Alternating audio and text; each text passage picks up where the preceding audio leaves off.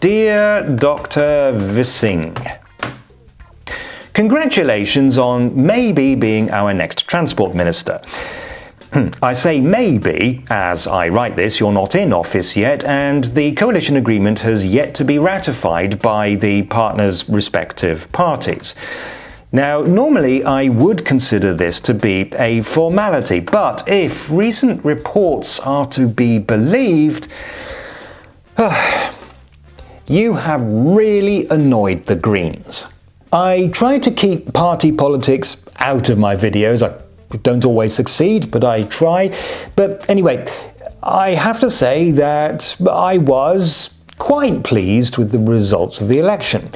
But what surprised me, and apparently a lot of other people, is that the Transport Ministry didn't go as expected to the Greens, but to the FDP, and therefore to you. Now, I like to give people the benefit of the doubt, and with that in mind, I still hope that you understand the importance of a radically new approach to the transport infrastructure. You will, I am sure, formulate your policies to take into account the fact that at the election, the Greens gained nearly 6 points to finish 3 points ahead of you, which indicates increasing support in the general population for a more eco-friendly approach. But you don't make it easy for me by telling the press that a planned increase in the tax on diesel in order to bring it in line with the tax on petrol, or as the Americans insist on calling it, gas, is to be offset by a reduction in vehicle tax. You see, you put me in a very difficult position. Now, I've tried to argue on my channel that we, the voters, should be using cars less and public transport more in order to put pressure on the government to invest in more eco-friendly and human-friendly solutions. I get a lot of comments from people saying, no, the government has to do something first.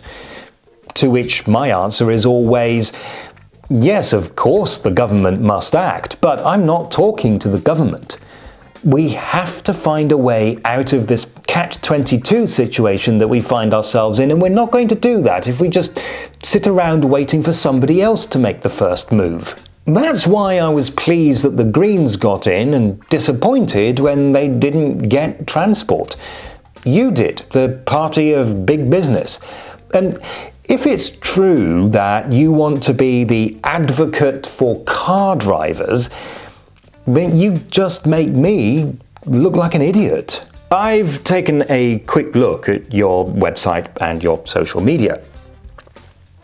Now, you say quite a bit about wanting to modernize Germany, so I hope that your recent public statements aren't a sign that you're planning to stick with the failed transport policies of the 60s and 70s. The thing to remember is that this isn't just about carbon footprints, it's also about the quality of life.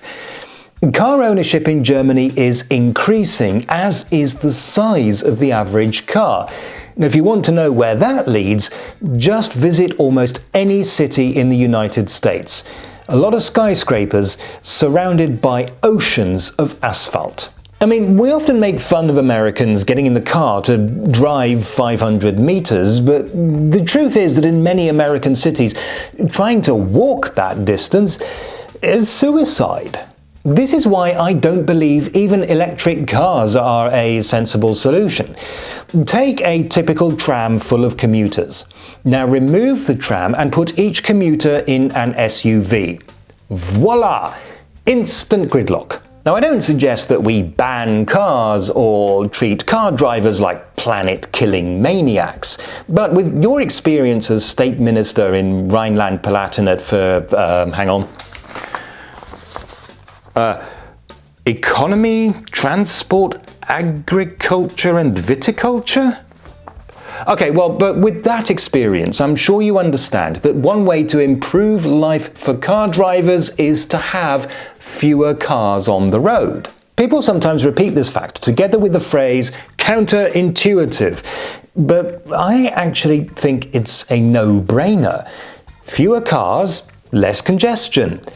There's a YouTube channel by an American living in the Netherlands whose videos are all about how pleasant it is to drive there, and part of the reason for that is that so many people are on public transport or bikes.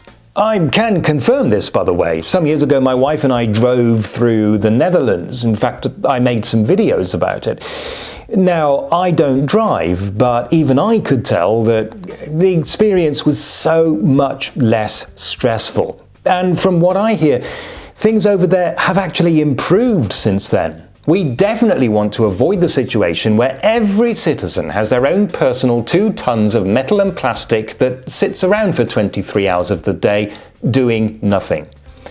Give us better railways, more metros and trams, even more buses. Find ways of encouraging more people to use them more of the time. Have it so that people don't feel they have to drive so often, and then when they do have to drive, they'll actually thank you. Also, if you want my advice, I suggest that you think less in terms of the car industry and more in terms of the transport industry.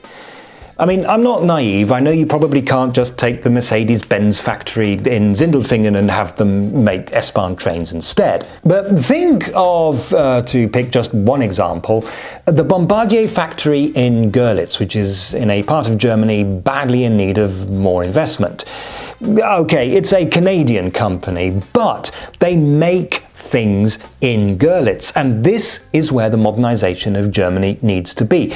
New, innovative transport technology, better and more efficient ways of moving large numbers of people in ecologically sustainable ways. See, we're not destroying the car industry, in case that's what you're worried about. We're modernizing the transport industry. But as I say, I like to give people the benefit of the doubt, and I'm sure all of these thoughts have already crossed your mind. I'm willing to believe, for now at least, that the press and the Twitter sphere have taken your comments out of context and are judging you harshly before you've even started your new job. But I want to continue urging people to do what's right for our society and our environment by using public transport or even cycling or walking as much as possible, even if it's less convenient. But I'm not going to have any success with that unless you do your part in ensuring that alternative forms of transport are a lot more attractive in future than they currently are. Yours sincerely, Rubos.